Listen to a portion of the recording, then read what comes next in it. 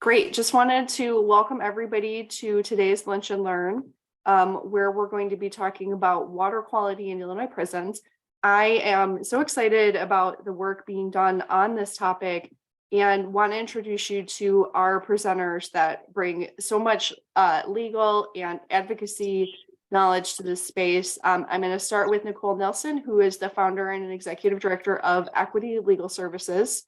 And they have operated out of St. Louis in the Metro East, and have done work with citizens in vulnerable communities for decades. So really grateful for Nicole's work as a litigator and her advocacy. So thank you, Nicole.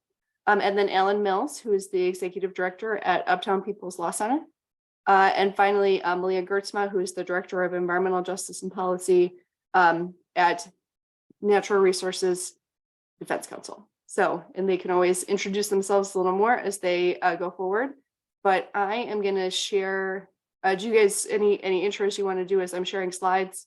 But I will start sharing slides.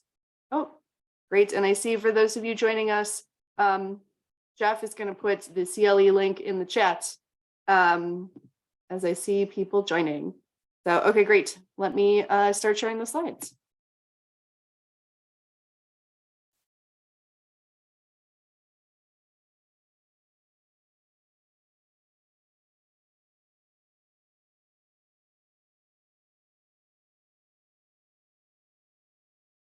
All right, don't judge the excessive amount of tabs on my computer.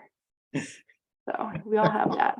All right, I'm sharing and just let me know when to advance the slides. All right, I'm going to start this off so you can kick off to the next slide. My job today is to spend about 10 to 15 minutes going through the last 50 years of mass incarceration, how we ended up with a system that we have today. And because that seems not enough to try to cover, I'm also going to throw in a few words about the origins of the Uptown People's Law Center. You can go to the next slide. The Uptown People's Law Center, for those of you not from Chicago, Uptown is on the north side of Chicago. Our office is exactly a mile north of Wrigley Field, for those of you who are oriented to the Cubs.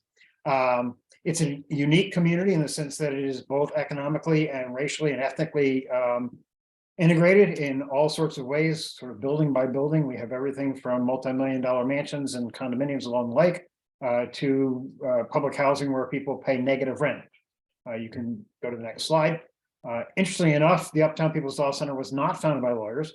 Rather, we really grew out of a much larger community effort around empowering poor people. One of the core legs or supports for that effort was former coal miners who had been displaced out of Appalachia, ended up in Uptown. And as they got older, were unable to breathe, trying to get Black lung benefits, both healthcare as well as support monetarily, and were turned away. So they organized, they ended up forming the Chicago Area Black Lung Association. And that was one of the pillars that really began the Uptown People's Law Center. Go ahead to the next slide. There was also a series of anti-displacement sort of work going on. This particular one was a protest against Truman College, one of the city colleges, which was built on land which had previously contained about 1,500 units of low-cost housing. All of those people were evicted. At the time, we were supposed to get one-for-one replacement housing for all the housing that was destroyed through urban renewal process. Instead, we got 9 units of housing. And there has been a fight against gentrification really ever since the mid-70s when this started. You can go to the next slide.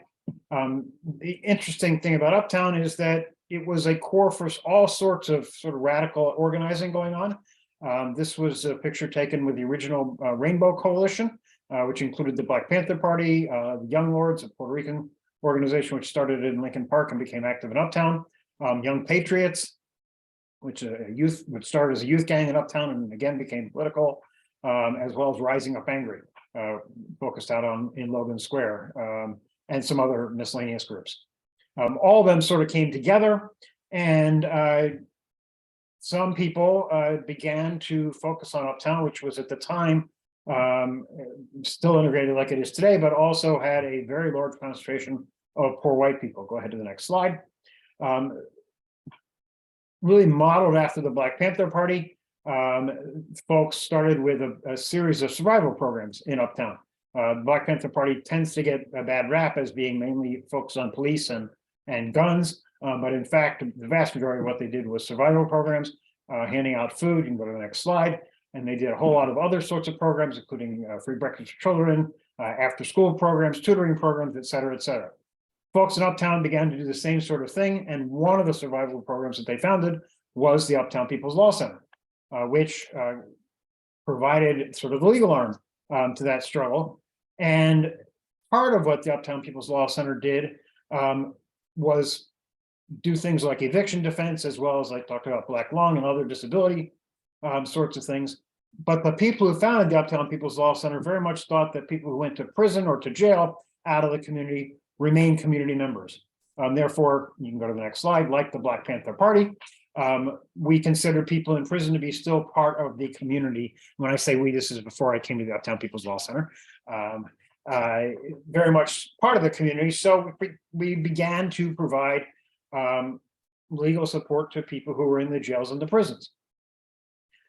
We took on our first big case in the prison system back in 1981, which was brought by somebody who went to the prison system from Uptown and ended up in the old Joliet prison, which is the site of the Blues Brothers, if anybody's watched that.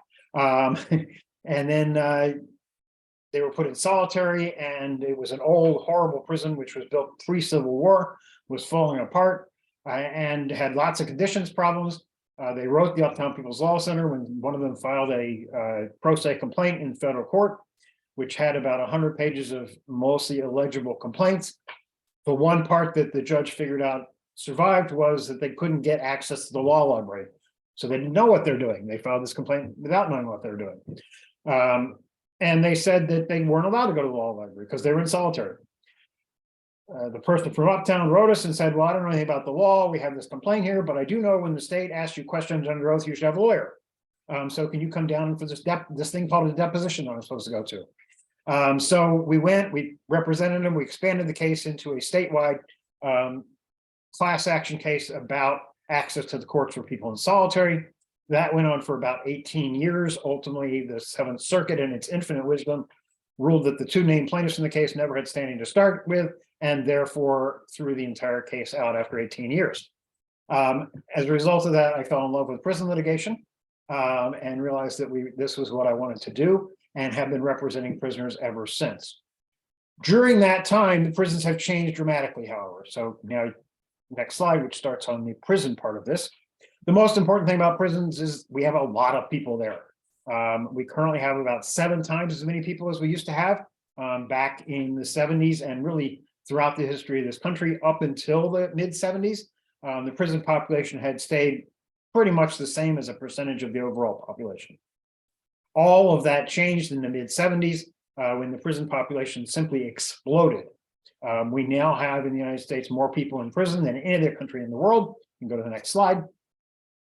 While there is some variation among other countries and lots of disputes as to exactly why, like Denmark, for example, has a much better social support network than the UK does. It also is a much more homogeneous population because of the UK's long history of colonization, has lots of different races and ethnic groups there. So maybe that's why Denmark has a much lower incarceration rate than the UK. Lots of interesting studies done about that, but all of that disappears. You can go to the next slide when you put the United States into the equation, when you see we are simply in a different world than the rest of the world. We put more people in prison than any other country in the world, including places like China and India, which have far larger populations than we do. We also lock up a higher percentage of people in prisons than any other country in history of the world has ever done. Next slide. This mass incarceration really has very little to do with the crime rate. The red on the top shows the crime rate, which has gone up and down, up and down. It was arguably going up until the 1990s, but since the 1990s, it's been dropping while our prison rate continued to increase until it maxed out at about 2.3 million people. In the last 5 years or so, we have dropped a little bit. We're down to just over 2 million people now who are incarcerated. But obviously, we have a very long way to go before we're back anywhere near where we were before this explosion in the mid 1970s.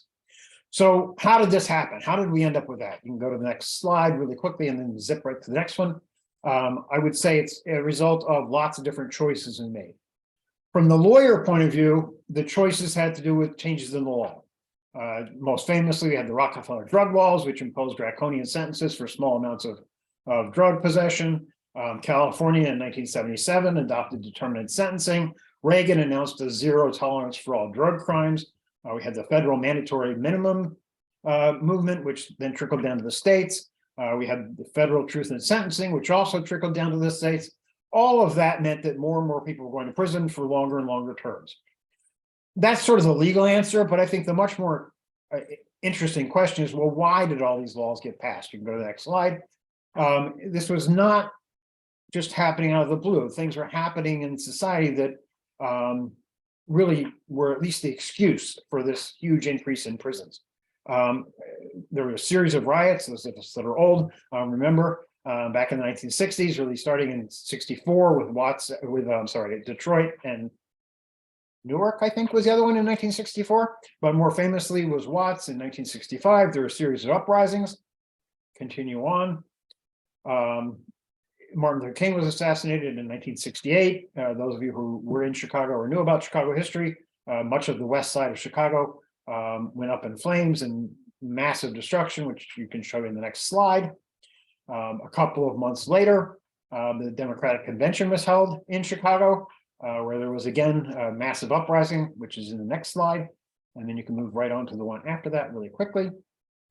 Kent State happened also in 1970. Where a series of protesters were shot by the National Guard. Next slide. Same thing happened, although we don't hear nearly as much about it in Jackson State just a couple of weeks later.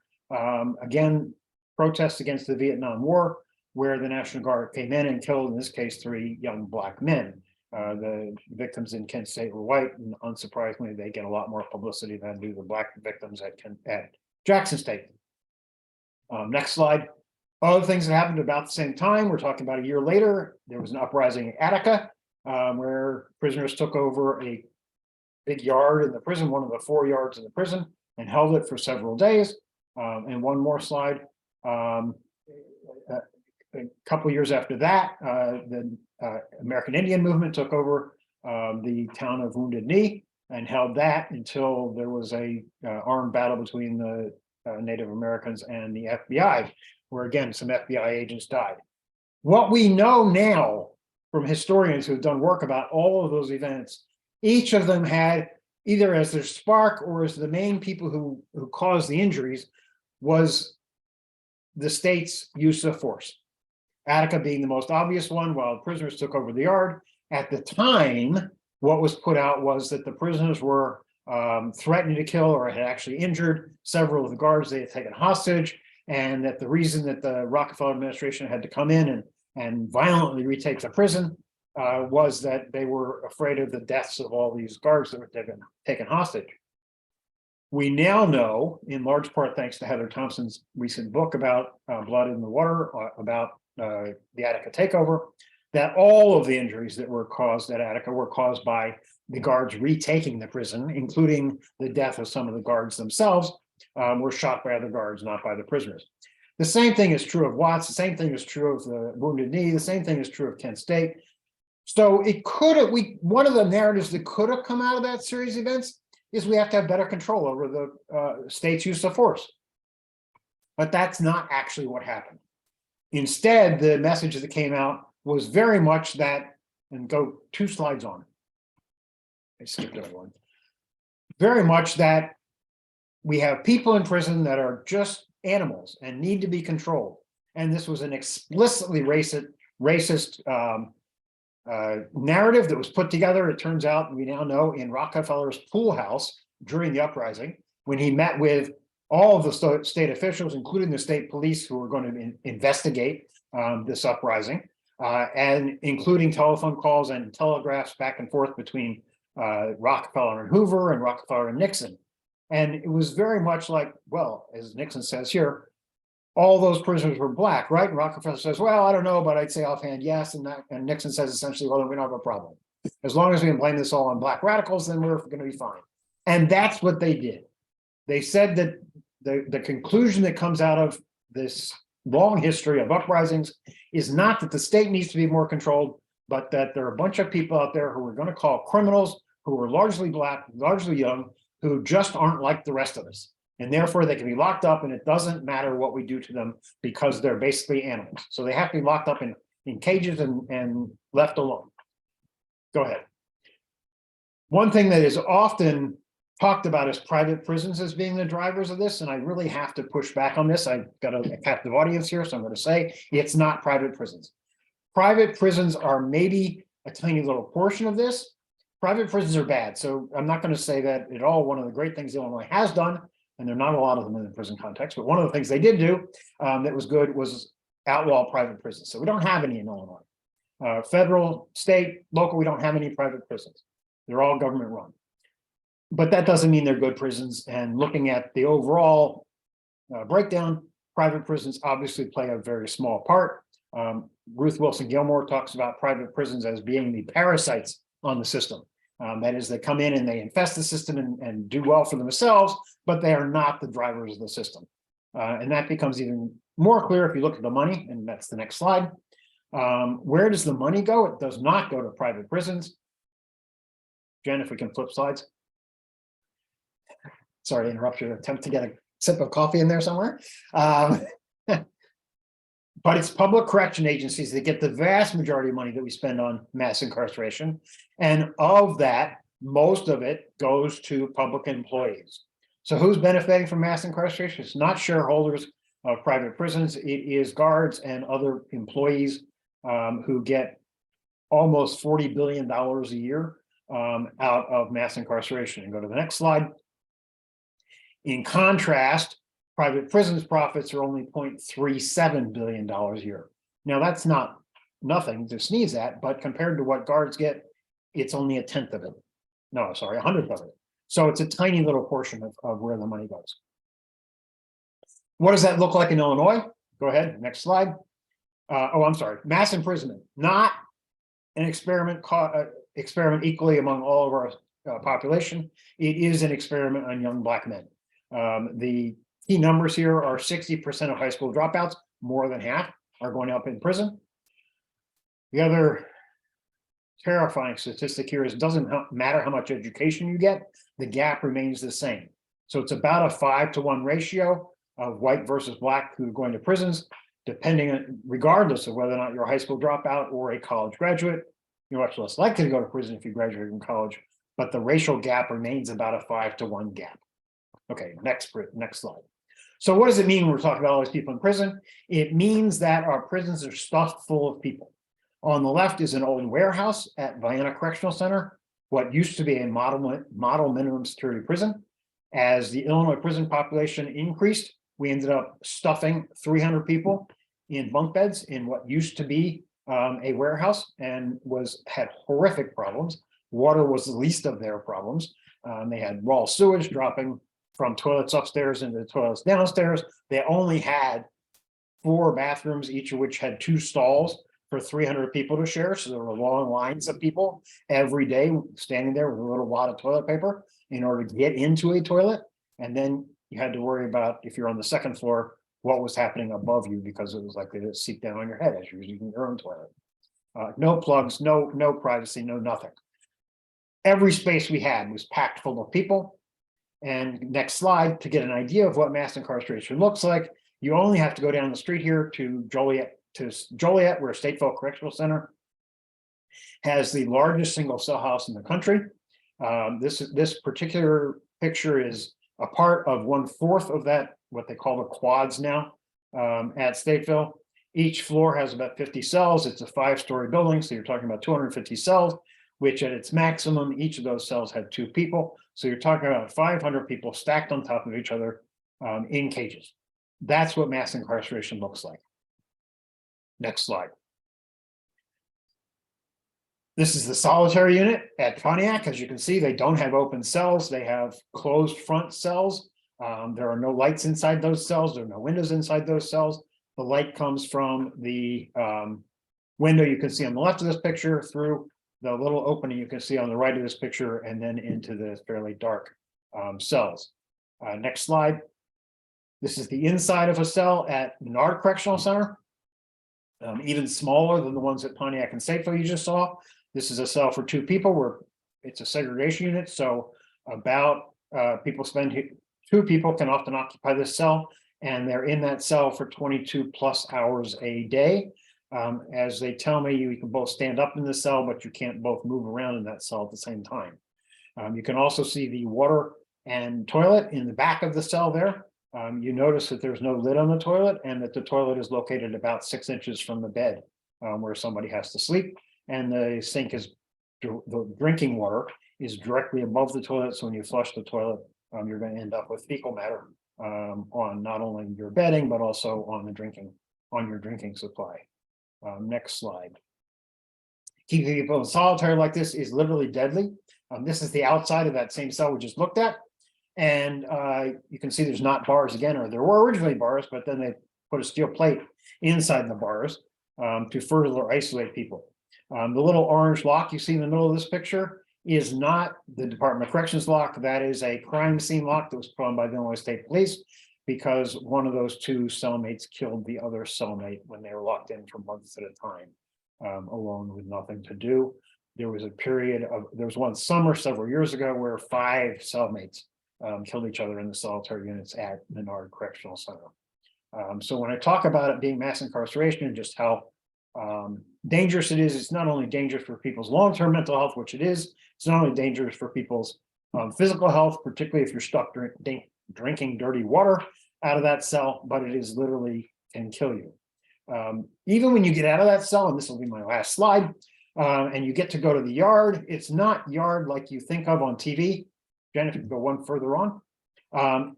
This is the yard that people in solitary get to go to. It is simply larger cages than the one you're otherwise in. At least you get to talk to somebody through the mesh instead of yelling through the solid steel door. But it's not exactly going out and lifting weights and playing football like you see on TV. You're simply in another concrete and steel box. So that's where people are. That's where people spend their time in Illinois. And that's why having clean water matters so much to people, because they have so much less. And with that, I'm going to turn it over to Meleah to talk about what clean water means.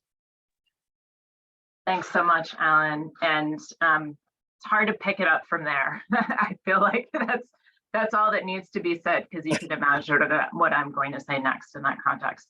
Hi, everybody. I'm Meleah Geertsma. As Jen mentioned, I work for the Natural Resources Defense Council.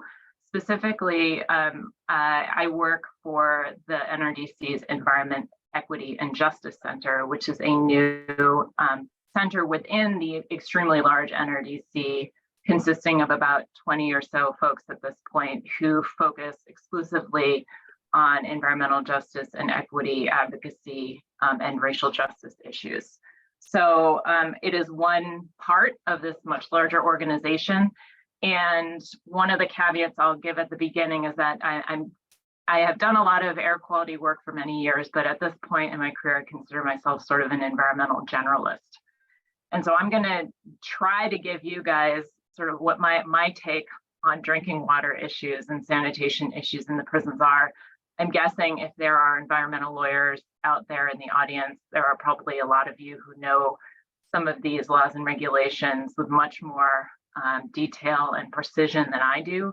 But a lot of what we do at the EEJC is not to know the fine points and the details, but to examine exactly where these laws and regulations have enormous holes when it comes to certain parts of our population. And as you can imagine, people who are incarcerated in prisons are not afforded much in the way of levels of protection by our state and federal environmental laws. So I am going to give just kind of a quick and dirty drinking water 101 for people who aren't very familiar with our systems. I think when you think of a public water system, I think the mind immediately goes to kind of the 1950s white picket fence version, which is that you've got, you know, a moderate-sized city or town. It's got a public municipal system. They treat their water at a centralized facility, and the same entity pipes out and bills a bunch of residential homes, all within the same city or municipality. And the reality of drinking water, of public water systems in the US, is that there's a huge amount of variation beyond that. And a number of water quality of public water systems don't even treat their water. In fact, they just buy it from somebody else who treats the water, and then they are responsible for distributing the water and then billing the customers. I'll get to that a little bit more when we go into what how this all works in the prisons. But also with respect to the environmental laws that govern the public water systems, you have some basic operational and equipment recommendations, and then you have some water quality standards as well that apply primarily to those entities that do treatment on site. And I'm realizing that since I do not have this as well rehearsed as Alan, because this is the first time I've ever done this presentation, I've forgotten Jen to ask Jen to advance the slide. So again, I should say too that what I'm going to be going over are some of the very common drinking water issues that we see in communities that tend to be underserved from a variety of different perspectives, and that are considered environmental justice communities from a water perspective.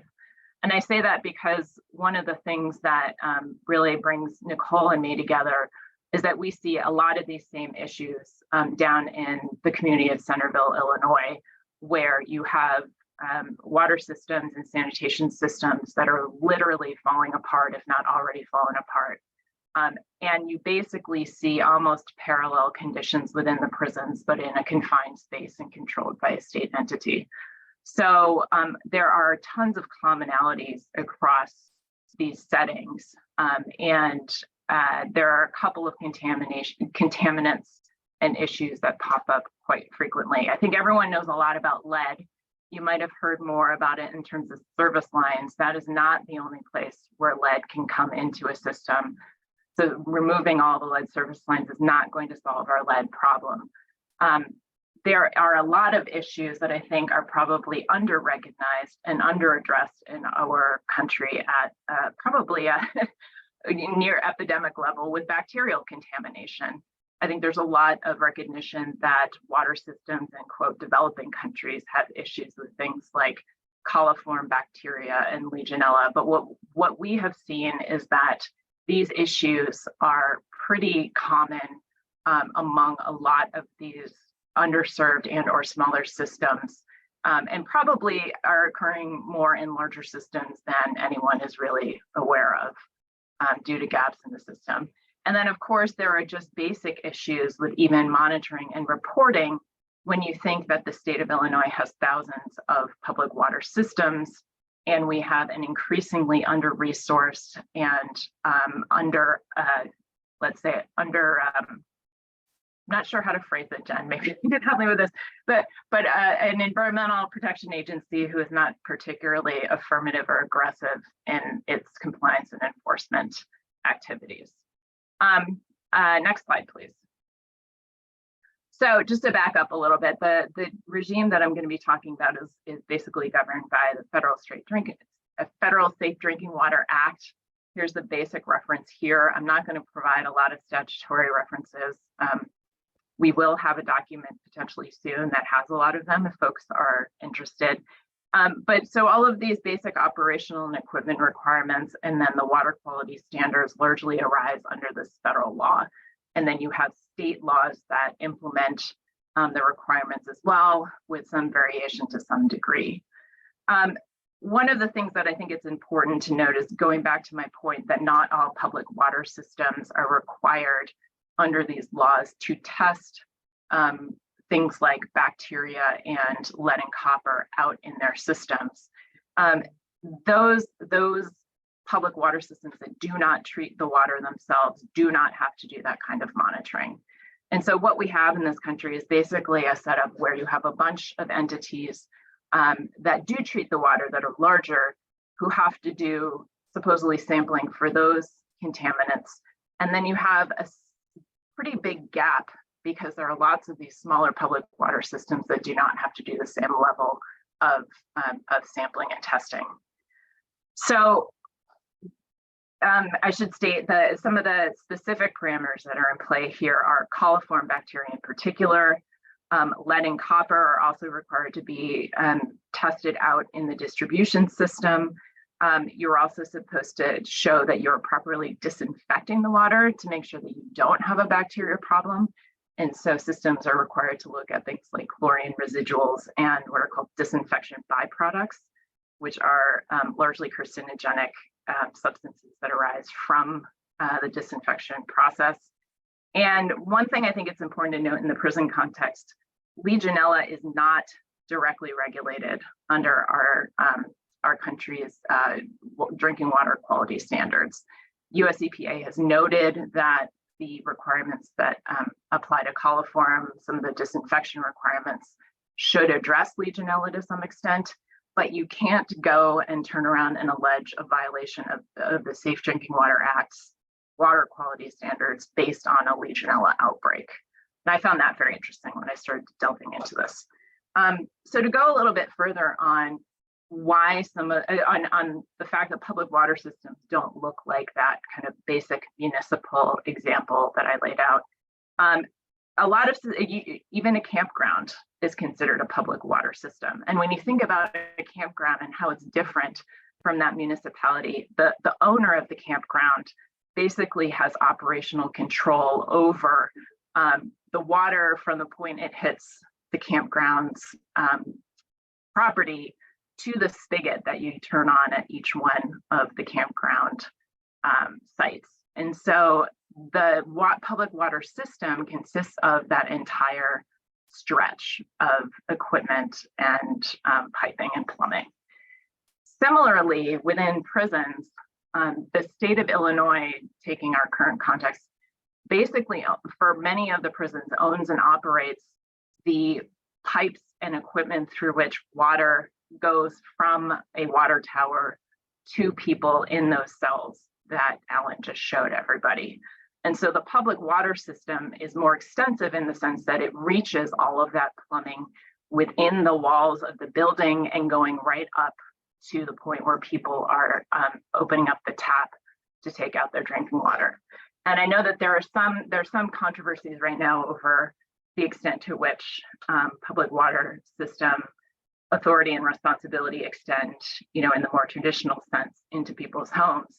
But I think the typical understanding in those contexts is that people's homes, the plumbing in people's walls and the taps in their homes generally are not subject to direct regulation under some of these same laws and regulations.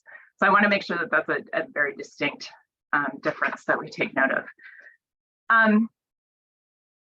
So one of the interesting things that we have found in looking into prisons and drinking water systems is that the vast majority of the prisons in the state, although they all are public water systems, have been considered exempt systems from testing for compliance with water quality standards by Illinois EPA. And what that has meant is that basically, I think 27 out of 30 of the state's prisons do not test for bacteria on site, do not test for lead and copper on site, do not test for chlorine residuals on site, and largely avoid a lot of that more intensive sampling. Interestingly, what we've also found is that most of them aren't even complying with the most basic requirements that apply to even exempt public water systems in the state. They are not filing monthly reports. They are not employing qualified operators. Essentially, they are flying under the radar of even the most basic requirements that apply to the most basic public water systems like a campground. And what we have as a result, and I should say it's not clear what the chicken or the egg is here, but one of the things that Alan didn't describe is that some of these buildings were constructed in the late 1800s. And from what we can tell from the reports that we've seen and the documents that we've seen, a lot of the infrastructure has not been meaningfully replaced or addressed or updated at many of these prisons in decades, if not, probably some parts since their construction. And for anyone who's familiar with water systems, that means that it appears to be a significant amount of deterioration to the point where basic maintenance is not effective, and there is the need for massive, basically replacement, repair, and updating of equipment. In some instances, the systems in the prisons are so old that replacement parts aren't even available. So what we've also found is that in these prisons, basically they've been holding them together literally with sticks, the water systems. There is a water tank at the Vienna facility in downstate Illinois where there are holes in the storage tank that is supposed to ensure potable water, where the holes have been plugged with sticks stuck in the side of the tank. And these were not just done, as we understand it, by some random person at the whim of that person, but we understand that that was done at the direction of facility staff. We have also seen that there are a number of prisons that do not have qualified operators running the water system. So there is not really anyone on site who even knows how one is supposed to operate a modern, functional, and safe public drinking water system. And as a result, it is not shocking to hear that the complaints that incarcerated individuals bring forward about the water that they drink are numerous, are largely shared across the facilities, and stretch back in some instances for decades. So at one facility, the Pontiac facility, where you saw the segregated cells, many of the people in the prison report that there is a thick, black, oily substance that they see on a nearly daily basis coming out of their taps, and that the substance is so significant that people in the prisons have constructed filters out of bed sheets and mattress material and t-shirts to try to take this substance out of the water. Individuals report that they have diarrhea, vomiting, severe stomach cramps, and other symptoms from drinking the water at Pontiac. People report things like rashes, aggravation of eczema from coming in contact with the water at some of these facilities. Other people report symptoms like dry coughs, headaches, you name it. There are health symptoms being reported, all of which are consistent with exposure to contaminants in water based on the review that we have done. You also see that many of these individuals tried to bring pro se litigation over the water systems over the years. And what you see there too is basically a systematic failure of the courts to provide any meaningful relief when these issues are raised. In part, it's because a lot of these individuals end up being moved before they can even get any kind of meaningful resolution of their case. And as folks may know, once you're moved out of a facility, any claim you have against that facility gets mooted for the most part. It's also because, by and large, what you see in these lawsuits is the Illinois EPA walking into court with IDOC saying, this prison complies with all of the requirements of the state. The water is fine. It is no worse than the water that anyone else out in the world can drink, and the courts thus find, well, therefore the Eighth Amendment is not violated. So what we have done is we've tried to systematically, I should say too that folks may have seen the news that there have been multiple Legionella outbreaks in the prisons as well, including instances in which people had to be, I believe, air-vacced to hospitals to deal with the extreme impacts of Legionella on the respiratory system. It is also not clear whether all instances of Legionella and the related ironically so-called Pontiac fever are being reported, because many individuals have told us they are not actually getting screened for these symptoms and these illnesses when they exhibit symptoms when they're at facilities that have had positive Legionella hits. So putting this all together, what we basically concluded, and what IEPA seems to now agree with, now that US EPA has stepped in and is asking questions, is that many of these prisons are not complying with the basics of our drinking water laws and regulations. And there was earlier this year a whole series of notices of violation that IEPA finally sent out to a bunch of the state prisons. I won't recite what they all include here, but they should all be publicly available. We have them available if anyone is interested. And we also believe that part of the problem is that these are likely to be too little too late. As I said, some of these problems are extensive. They probably include issues that go beyond the reach of our basic regulations and laws due to some of the interactions between contaminants in the drinking water systems. And I think overall, we're very much continuing to be concerned that the late to the game or clean it up now that someone's looking actions that we're seeing are going to be just more of the same, which is patching things together, sweeping things under the rug, and pretending once again that human lives are not on the line. I just want to make note too that even though it has not been a main focus, because we are limited in how many issues at how many facilities we can look at once, the sanitation issues that we are hearing about in the prisons and we're seeing evidence of are almost as bad, if not worse, than the drinking water quality issues. And these basically you have chronically flooding toilets, backing up showers, you have wastewater systems that can't operate when it rains because they can't adequately clear the stormwater as well as the wastewater at some of the facilities.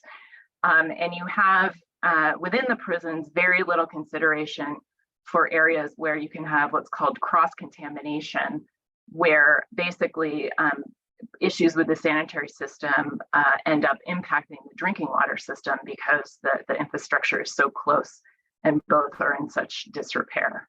So if you can imagine the system, I think Alan showed you the picture of somebody whose bed is right next to one of those combined toilet sink setups. If you can imagine what that reality is like when that toilet starts backing up and the water coming out of that faucet has black sludge in it, that is what these individuals are being asked to live with day in, day out.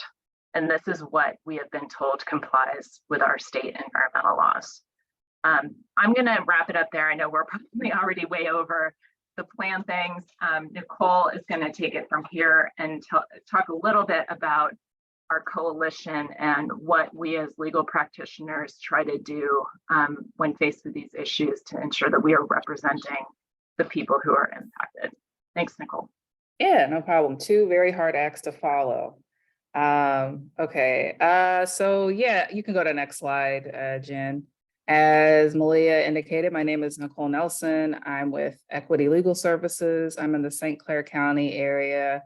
So I don't know if everyone's familiar with where Centerville is, but most people know where East St. Louis is.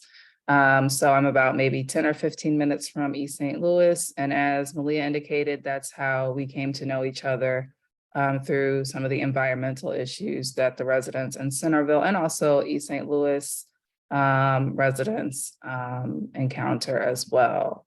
While I am an attorney by day and by trade, fell into this because of maybe some community organizing issues that kind of just landed in our lap.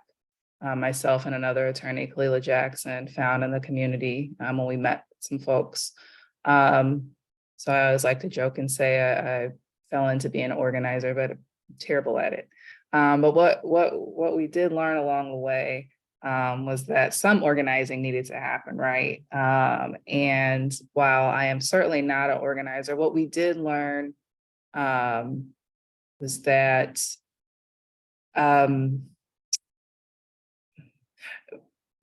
being an attorney, working with communities is much more than just being an attorney, right? And historically, when you talk about attorneys and that power dynamic with your clients, there's a power imbalance, particularly with marginalized communities, vulnerable populations, Black and Brown communities, right? And what we didn't want to do was come in and put our expectations or what we thought was going to work for the community. We didn't want that. And I know that's what we do here with this prison coalition, right? That's what we try to do here. And so I think we try to take those lessons and bring them along with us everywhere. Those are the things that we continue to do in Centerville. And so one of the first things we always try to be mindful of is who's working in a community first. Are there any existing communities to work with or to lead with, right?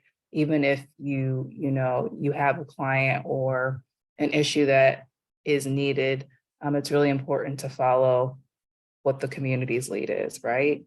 And that's for so many reasons, like I just talked about. Again, it's really easy for us as practitioners. We're the experts, so we believe, and we are in so many different ways, but the folks who live this, right, whatever that experience is, they're the experts. And that's what we've always told our clients, this community. And it always checks out, right? And it's really easy to overlook your client's perspective and your community's perspective and overstep that if you don't keep that in check. So one of the things and lessons that we've learned over time is to see if there's any organizations already doing the work that you can partner with and defer to them, and always check in with your clients. In this case, in these two cases, right, it's the community, right? You're working with a community of individuals. And that community is, especially as you develop that trust, they're going to give you information that you need, right, to help develop your case. You can go to the next slide, Jen. And so this is just an example of things we did, like for instance, in Centerville, it's an older population, a Black community, almost 99% African-American. And so when we first started out, we were literally going door to door with flyers. They're older, they're 60 to 80 years old. So they weren't texting at the time, and some of them weren't answering their phones. So we were literally going door to door, right? So, and like Meleah, I think, suggested, and even Alan, right, you have to really adjust for your population, right, and what works for them and not for you. I know as we meet people, we always have to kind of get them on board as to how our clients communicate or how our community communicates, right? It's easier to pick up that phone, but that might not be how your client or your community communicates, right?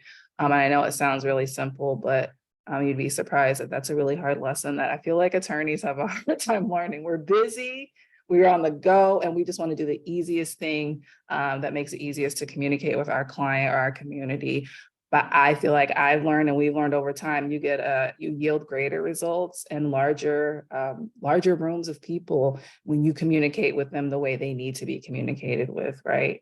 So yeah, I mean, I know that I've learned a lot over the years that community lawyering, it's really beneficial. It's laborious, right? You take almost every decision back to your client before you make the decision. I know it's not necessarily always the preferred method, but I know it's been beneficial and rewarding for our team. I know for the Prison Coalition, I know that's what we really work toward and try to do. There's, I don't know how many members we have. It's quite a few groups now. At first it was several, and now it's grown to several groups. And we really try to center the groups that are most community centered, right? Coalition to Decarcerate. They're the ones that are closest to the loved ones who have loved ones inside the facilities, or folks who are actually in the facilities, right? And so we really try to center what they have to say, what's going on, or like Meleah said, the complaints that are being received, because at the end of the day, it's not us living this, right? And as a team, those are things that we really try to listen to. And I know when we first started this, you can go to the next slide, Jen. Actually, I'm going to have you go to the next slide, and then I'm going to go back, because unlike Meleah, I did not have this presentation memorized like Alan did either. So I'm winging it too. But like when we started this, right, we had to reconcile our different frameworks, right? So I'm on Twitter a lot. So this is a tweet, and it says the idea is not to have a prison system that works. It is to not have a prison system, right? And these were things that we had to bounce around, right? Because we have this legal framework that we have to work around. What's possible? What are results that are possible for us as practitioners? And then we have folks who are not practitioners, right? Who are like, well, this is our framework. This is what we want. We look at things through an abolitionist lens, right? That there should be no prison system, that we don't believe in, oh, if you put all this money into it, then you can fix it and then it'll be sufficient for our loved ones. No, that's not good enough. They need to be out, right?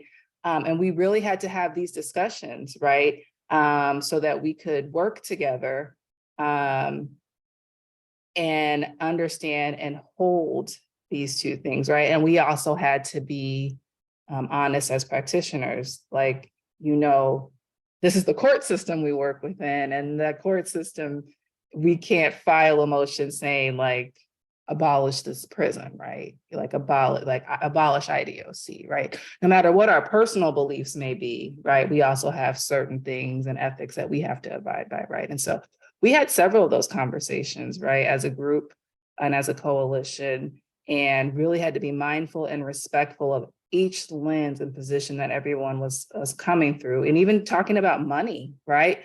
Well, money for the prisons. Well, if you bring money, then that means if you're saying you want more money, then that means they're going to build more prisons, and we don't want more incarceration, right? And these are discussions I've had in other contexts before. I mean, again, I'm certainly not an organizer, but I've worked in other organizing capacities with other prison work in St. Louis, and so I'm certainly mindful and used to these conversations. And so when you work with these different in the community and with, you have to be really mindful and you have to be open. And I feel like as practitioners, I think it's easy for us to just concentrate on what the legal argument is instead of what ramifications the legal argument and the legal frameworks have on the actual people who are going to be bearing the brunt of that, right? And so we have to be open to what the community is saying and who those who are closest to the problem and the issues.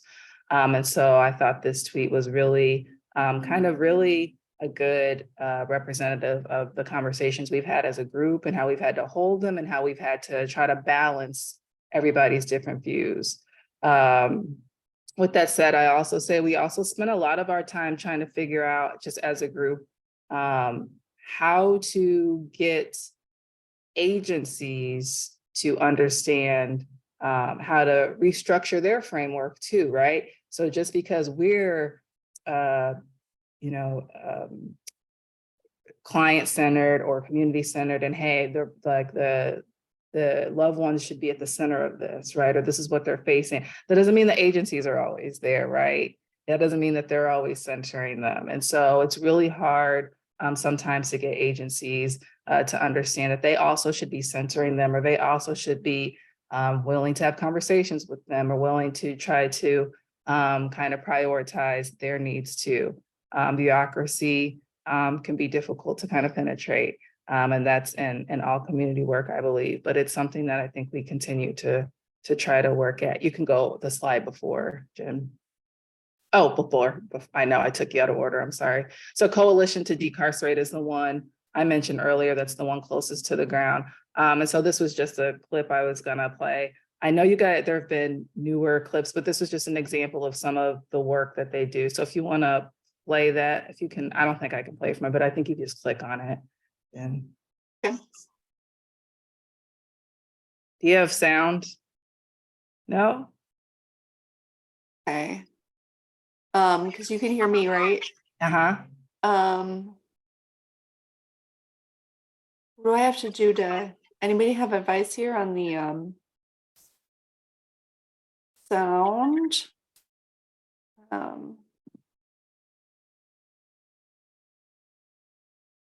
Oh, share sound. Let's see if that works.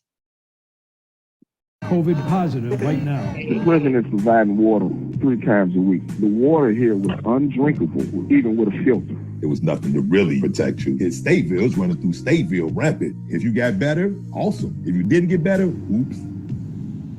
Many of us who have loved ones incarcerated know that there are many mechanisms for release that are not utilized during the pandemic. We are here to demand that the Illinois Department of Corrections implement adequate COVID-19 precautions. Governor Pritzker, there are thousands of clemency petitions on your desk waiting to be signed. Prisons were not built for crisis. Conditions have gotten even worse. It did not have to be this way. Governor Pritzker, meet those demands Be accountable to our incarcerated community members. Take care of our loved ones. Free them all. Free them all. Free them all. Free them all. Free them all. Free them all. Free them all. Free them all. Free them all. Free them all. Yep. So that was just an example. I believe there was just a press conference. Was it this week or last week that I know Alan and Meleah were at? Sadly, that one was not loaded up to YouTube, so I couldn't get that one on as quickly. And I'm not adept at Instagram, so I couldn't get that. But I wanted to at least give an example of the work that they do, and also just example of how they have the folks closest to the work out there giving the interviews, telling folks about what the conditions are like. So I'm going to leave the last several minutes to Alan to give concluding thoughts and any questions from the audience. Thanks.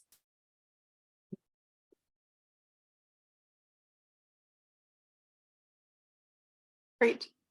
Yeah, I'm taking that off. And if folks want to put any questions, you can put them in the chat or you can ask them. I will also, now that I'm not sharing screen, just check on our good. Yeah, folks are filling out the CLE appropriately. So if you're an attorney that wants Illinois CLE, don't forget, fill that out before we head out. But does anybody have any questions that they want to ask?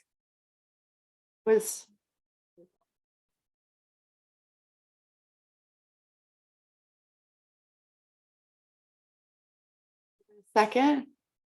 Well, folks are thinking of questions. One point I didn't get to make that I wanted to emphasize was just how hard the investigatory work is in the prison system, because the access to the physical building and the people is so extremely limited. This is not an instance like you have when you can go into someone's house and work with them to take water sampling. Literally, you cannot test the water, you cannot take water out of the facility, you cannot get access to the cells, you cannot get access to the pipes short of a discovery order. And as Alan is finding, even then, trying to get any level of access is extremely difficult. So, you know, those typical tools that we would have to investigate some of these issues out in the world are basically unavailable in the prison context. And that's why, you know, we always say that the expertise of the people living with the problems is of utmost importance, but here it's even more so, because that's really one of the only things that we have to go on when you have no access and you have a regulator who is not regulating and is not enforcing. Yeah, so there's a couple questions in here. And maybe the first one, who is responsible for the water? Can a prison warden make changes? And maybe there's some pieces here. I remember the story about Vienna and the boat that the prison warden sold related to treating the reservoir. So there are some things in operations they can do better, but does anybody want to provide any feedback there on wardens and who is responsible for this? I mean, I'll take a stab at it. I mean, part of the problem is the answer in some ways is nobody. And that was what Meleah sort of talked about. Too many of these institutions are under current law exempt from the regular testing that your water at home would be tested, at least at the source. Ultimately, of course, the answer is the governor. I mean, the governor is in charge of both the IEPA and the prison system. Just because they're not required to be regulated doesn't mean that they couldn't be doing their own testing, couldn't be doing an examination of the system to see where the breakdowns are, see which prisons should be closed because it would cost too much to fix them. All that is within the purview of the governor.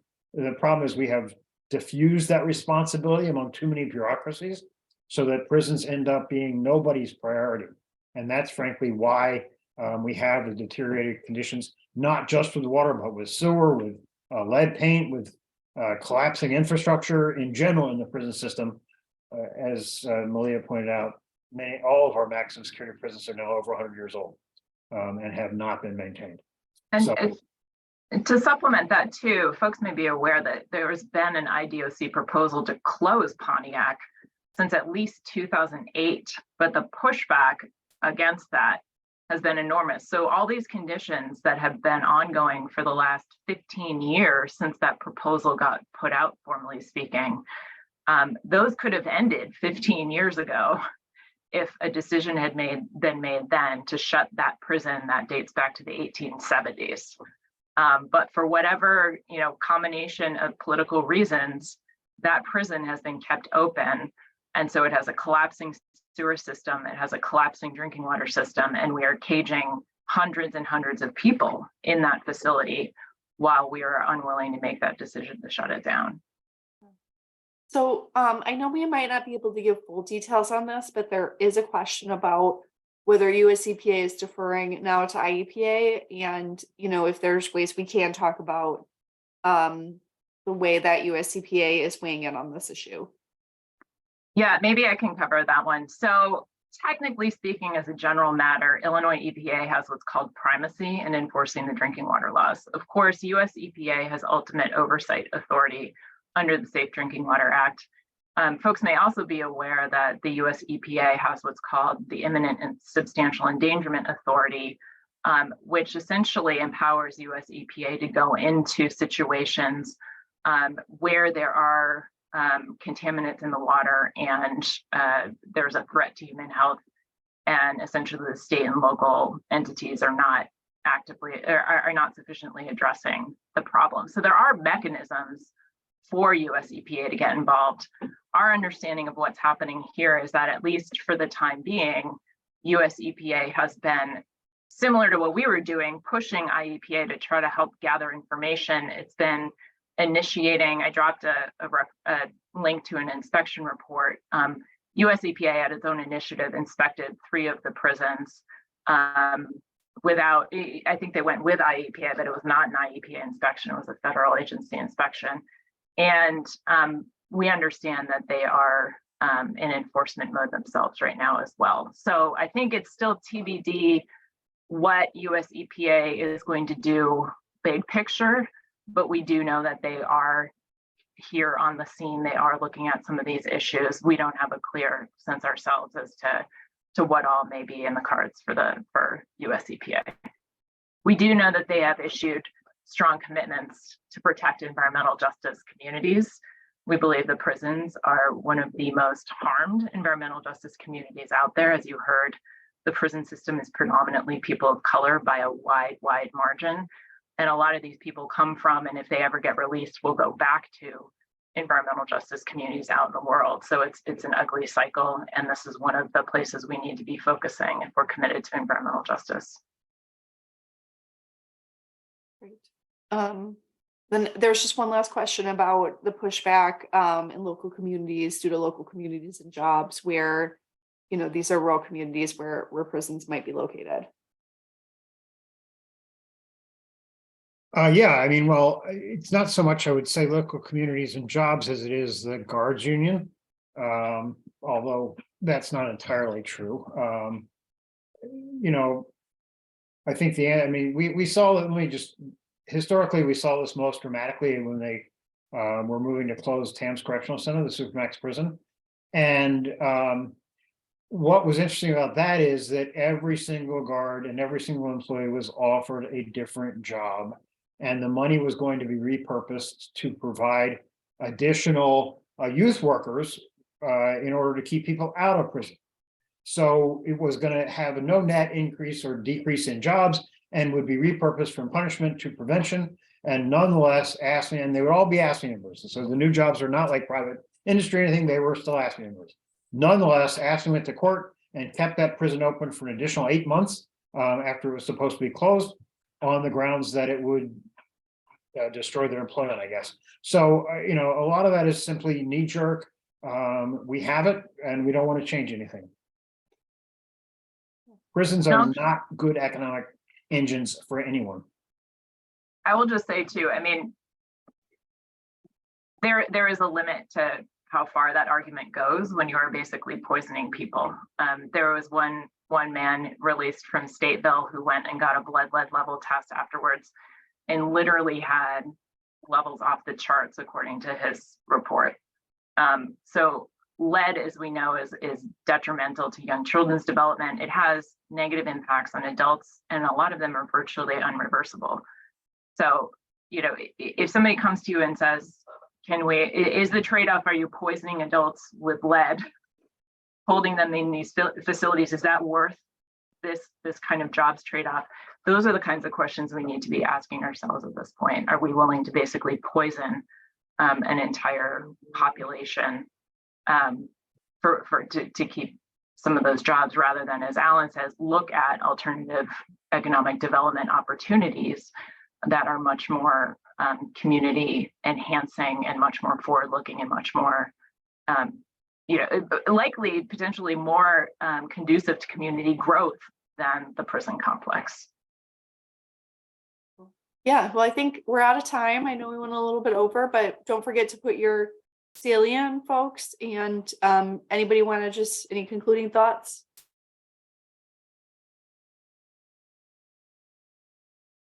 Well, I thought this was excellent, and I've got it recorded, so we'll share online for other folks to watch. But thanks for joining us for our CLE today. I know we have another lunch and learn on. Oh, Jeff, you might need to help me. We do have one that is, I think, next week, and it's not CLE this time, but we'll be keeping folks updated on future CLE opportunities. I know June 30th, the deadline for me and other people in the last half of the alphabet. So we'll make sure we're offering some things. And if there's things you would like to teach on, please let us know too. So just thank you to our amazing presenters today. I thought this was really powerful, and I definitely learned a lot. So thanks so much for all you do, and stay in touch. So thanks, everybody.